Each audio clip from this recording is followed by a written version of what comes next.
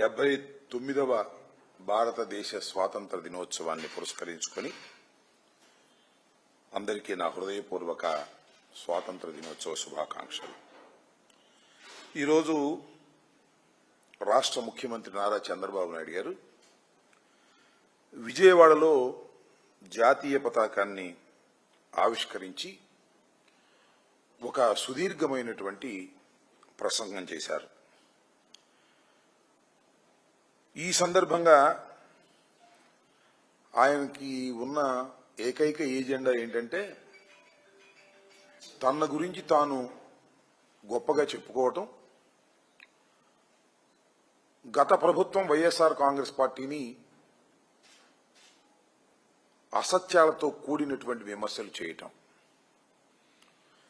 ఎంత విచిత్రమైన విషయం అంటే స్వాతంత్ర దినోత్సవ సందర్భంగా కూడా జనరల్గా చంద్రబాబు నాయుడు గారు ఎప్పుడు నిజం చెప్పరు, ఎప్పుడు అబద్ధాలు చెప్తారు.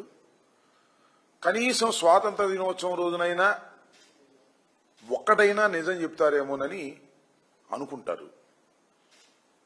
ఈ రోజు కూడా అన్ని పచ్చి అబద్ధాలు చెప్పేటటువంటి కార్యక్రమం చేశారు. ఇప్పటికీ చంద్రబాబు నాయుడు గారు అధికారంలోకి వచ్చి 1 సంవత్సరం నిండిపోయింది. ఒక స్వాతంత్ర దినోత్సవం వెళ్ళిపోయింది.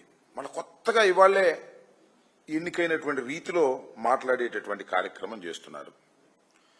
దాంతో ఇవాళ పెద్ద పెద్ద ప్రకటనలు కూడా ఇచ్చారు. అదేంటంటే సూపర్ 6, సూపర్ హిట్.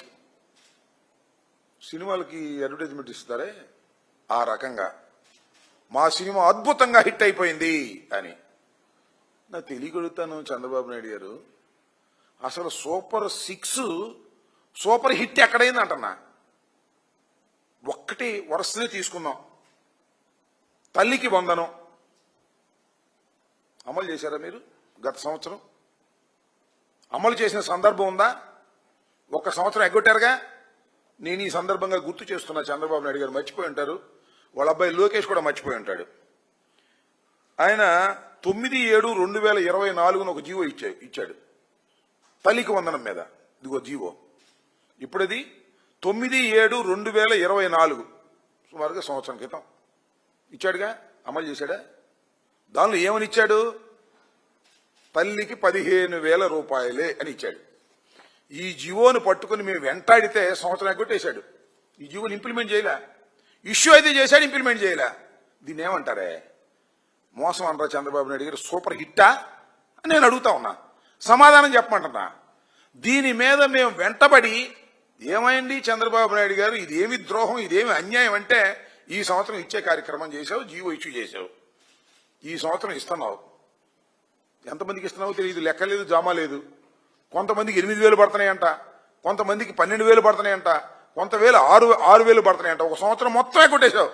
ఈ సంవత్సరం మొత్తం అరకొరగా ఇస్తున్నావు. ఎందుకు ఈ విషయాన్ని చెప్తున్నానంటే వైఎస్ఆర్ కాంగ్రెస్ పార్టీ వెంటబడటం మొదలెట్టిన తర్వాత గత్యంతరం లేని పరిస్థితుల్లో అరకొరగా ఇచ్చేటటువంటి ప్రయత్నం నువ్వు చేస్తున్నావు. దాంతోపాటు ఏంటంటే గ్యాసు 3 బండలు ఇస్తా అన్నావు. ఎన్ని బండలు ఇచ్చావు చెప్పని అడుగుతా ఉన్నా ఇవాళ నేను. చంద్రబాబు నాయుడు గారు, మీరు గ్యాసు 3 బండలు ప్రతి నెల 3 బండలు ప్రతి సంవత్సరానికి 3 బండలు ఇస్తానని చెప్పినటువంటి చంద్రబాబు నాయుడు గారు దీపం పథకం కింద మీరు ఎంత ఇచ్చారు అని అడుగుతా ఉన్నా. సమాధానం చెప్పండి, లెక్కలు చెప్పండి.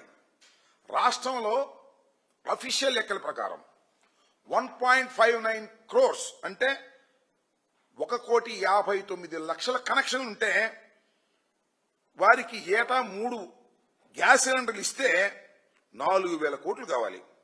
మీరు కానీ తొలి విడతలు ఎంత ఇచ్చారండి? 895 కోట్లు కేటాయించారు.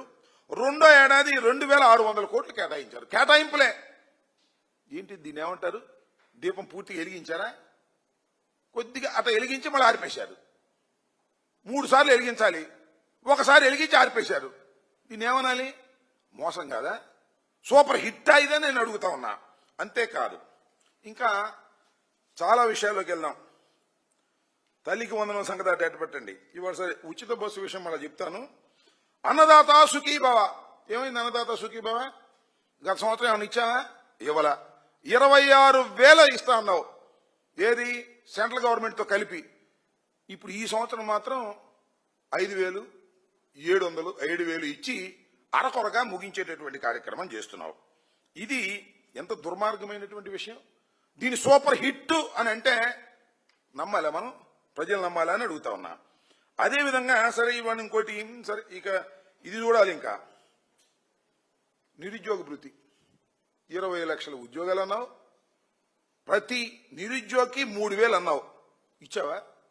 ఒక్క పైసా ఇచ్చావా? గుండు సున్నా కదా, సూపర్ హిట్ ఎలా అవుతుందని అడుగుతా ఉన్నా. సూపర్ ఫ్లాప్ కాదా అని అడుగుతా ఉన్నా. సరే ఇవాళ ఒకటి కొత్తగా ఇవాళ లాంచ్ చేశాడు. ఏంటది? స్త్రీ శక్తి ఉచిత బస్సు ప్రయాణం. అయ్యా చంద్రబాబు నాయుడు గారు, మీరు అధికారంలోకి వచ్చే ఛానల్ అవుతుంది, ఇప్పుడు గుర్తొచ్చిందా? అది కూడా మేము వెంటబడితే కదా నీకు గుర్తొచ్చింది. అప్పుడు అడ్వర్టైజ్మెంట్స్ ఇచ్చావు. ఇంతకు ముందు కూడా నేను చెప్పా, తిరుపతి వెళ్ళాలనుకుంటున్నారా?